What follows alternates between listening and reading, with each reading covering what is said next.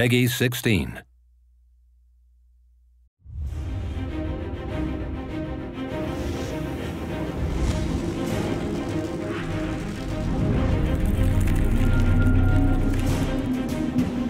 When we set out to reboot Gauntlet, we wanted to recapture the fun and excitement of the 1980s original arcade classic.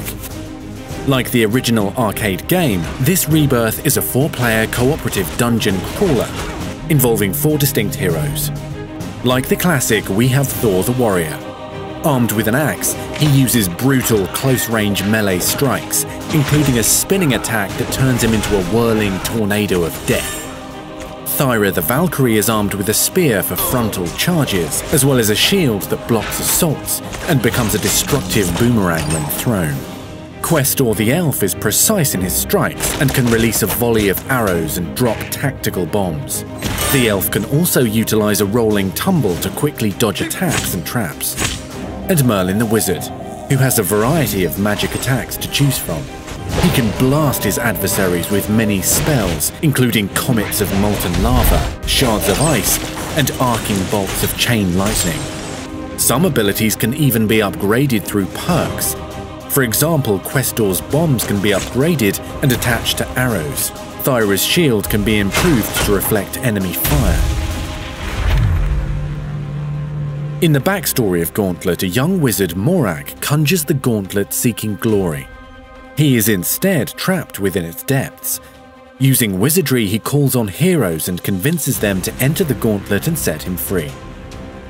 Gauntlet consists of environments like dusty crypts, dark caves, fiery dungeons, and each environment has multiple styles of gameplay.